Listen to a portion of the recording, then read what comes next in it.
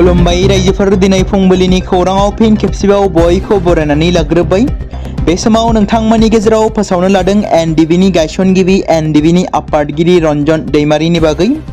दिनै गेदेमा एनडिबिनि गायसनगिरि एनडिबिनि आफादगिरि रन्जन दैमारिनि बेल हियारिं दं। आसा खालामो दिनैनि जानो गोनां हियारिंआ मोजां फिथाइ थायगोन आरो सिबिआइ केसआ बिथांनिया बोखारजायो। गेदेमा बिथाङा जोंनि गेजेराव हारिनि गेजेराव उदां अख्राङाव जाहाथे दिनैनि गेजेरावनो फैनो हायो। बयबो इसोरनियाव आरज खालामहर। रायजो राजा नोंथांमोन, मख'जाथाव दि सिबिआइ केस नांनानै थानाय गोलाव बोसोर जोबथेसालियावनो थानांनाय रन्जन दैमारिया थारैनो दिनैनि गेजेराव जोंनि थाखाय हारिनि थाखाय बिथाङा हाबा मावनो खाबु मोनगोन ना? रन्जन दैमारिया थारैनो जोंनि गेजेराव उदां अख्राङाव फैमारगोन ना? रायजो राजा नोंथांमोन बयबो रन्जन दैमारिनि थाखाय आरज खालामहर। कमेन्टनि गेजेरजों नोंथांमोना बयबो लिरहर, फोरमायहर दिनैनि थारिखआवनो बिथां गेदेमाया उदां फैनो हाथों। बे बाथ्राखौ मख'नो गोनांदि एनडिबिनि गायसनगिरि एनडिबिनि आफादगिरि रन्जन दैमारिया दासिमबो सिबिआइ केसजों एक्टिभ जानानै थानायनि थाखाय जोबथेसालियावनो दं। दिनैनि समाव जों बयबो गारां दिखांनांगोन जे बिथां एनडिबिनि गायसनगिरि रन्जन दैमारिया दिनैनि थारिखआवनो बिथाङा उदां अख्राङाव फैनो हायो। गेदेमा रन्जन दैमारिया जोंनि गेजेराव हारिनि गेजेराव थानानै खामानि मावनो खाबु मोननांगौ। बिथांबादि सुबुंखौ जोंनि हारिनि गेजेराव उदां जानानै लाबोनो नाजानाया जोंनि गेजेराव बयनियावबो गोरबोआव थानांगोन। सोर सोर बिथां रन्जन दैमारिखौ जोबथेसालिनिफ्राय उदां अख्राङाव फैजानो हास्थायो? गिबियावनो नोंथांमोना बे भिडिअनि कमेन्टआव बयबो लिरहरनो हागोन आरो आरज खालामनो हागोन। बिथां रन्जन दैमारिनि थाखाय लं लिभ मोनसे कमेन्ट नोंथांमोना लिरहरनो हागोन। बे बाथ्राखौ मख'नो गोनांदि बारग' एनडिबिफोरनि गोख्रों नाजानायाव थांनाय माखासे बोसोर सिगाङाव बिथां रन्जन दैमारिनि बेल हियारिं जानानै थांदोंब्लाबो मोजां फिथाइ थायाखै। बेनि उनाव 2025 जोबनाय समहालागै रन्जन दैमारिनि मोनसे बेल हियारिं जानो गोनांमोन, नाथाय बे हियारिंआ जायासै, जेराव 2025 जोबनानै थांनायनि उनाव दिनै बिथांनि बेल हियारिंआ जानो गोनां। मख'जाथाव दि थांनाय 2020 मायथाइनि 27 जानुवारि खालाराव बर'फोरनि थामथि गोरोबथा बिटिआर पिस एकर्डआ, जाय गोरोबथाया एबसु एक्स एनडिबि इउपिपिअ भारत सोरखार आरो आसाम सोरखार जथायै बिटिआर गोरोबथाया जानानै थांदोंमोन। थांनाय बावैसो सान सिगाङाव बेखौ बिटिआर एकर्ड डे हिसाबै बिटिसिआव फालिनाय जादोंमोन। बिटिसि सोरखारा 2020 मायथाइनि बर'फोरनि थामथि गोरोबथा बिटिआर गोरोबथायाव एबसुनि दैदेनगिरि इउपिपिअनि दैदेनगिरिफोरजों लोगोसेनो एनडिबिनि गायसनगिरि रन्जन दैमारियाबो गावनि बेसेनगोसा सागानखौ होदोंमोन। गोबां समफोरावनो सोंथि दिखांबोदों। बिटिसिनि चिफ हाग्रामा महिलारियाबो बुंबोदों, बिटिआरनि सागानगिरि जानानै मोनसे एकर्डनि बेसेनगोसा सागानगिरिया बोरै जोबथेसालियाव थानो मोनखो? दिनैनि समाव मोनसेबो एकर्ड गैया। जायफोरा सागान खालामदों बिथांमोना बेबादि जोबथेसालियावनो थानांनाय। बेराफारसेथिं बिटिआर दफानि गेजेरजों एक्स एनडिबिफोरनि जेंना। जोबथेसालियाव थानांनाय गासैबो बारग' एनडिबिफोरनि सोद्रोमाफोरा जोबथेसालिनिफ्राय उदां जानायनि दफाया बिटिआर एकर्डआव हाबनानै दंमोन, नाथाय माखासे बारग' एनडिबिफोराल' प्रमद बर'नि सोरखार खुंथाय समाव उदां जानो हादोंमोन।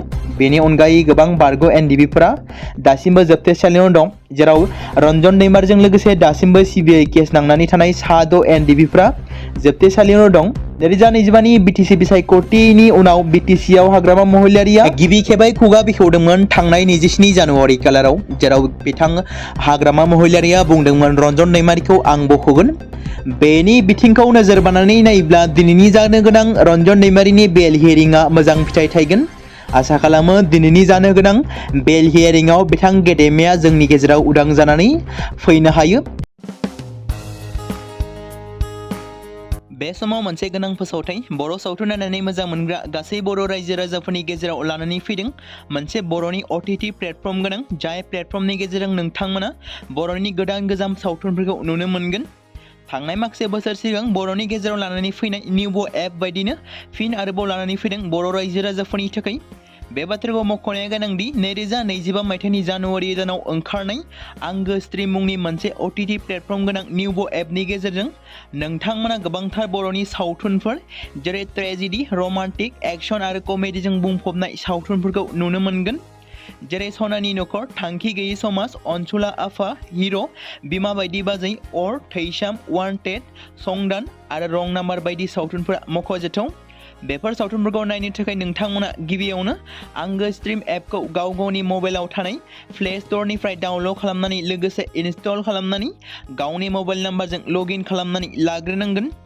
बेनि उनाव नोंथांमोना गोबांथार नुनो मोनै सावथुनफोरखौ गुगोल पे, फन पे आरो पेटिएमजों रं नाम्बार सावथुनखौ नायनो थाखाय 60 रां आरो संदान सावथुनखौ नायनो थाखाय 80 रां, वान्टेड सावथुनखौ नायनो थाखाय 60 रां, थैसाम सावथुनखौ नायनो थाखाय 60 रां बेबायदिनो गोबांथार नुनो मोनै सावथुनफोरखौ नायनो थाखाय सुबिदा खालामनानै होदों आंगो स्ट्रिम प्लेटफर्मा। फिन नोंथांमोननि गेजेराव फोरमायबावनो लादों बर' सावथुन नायनानै मोजां मोनग्रा गासै बर' रायजो राजाफोरनि गेजेराव लानानै फैदों मोनसे बर'नि OTT प्लेटफर्म गोनां, जाय प्लेटफर्मनि गेजेरजों नोंथांमोना बर'नि नुनो मोनै सावथुनफोर जेराव गोदान गोजाम सावथुनफोरखौ नुनो मोनगोन।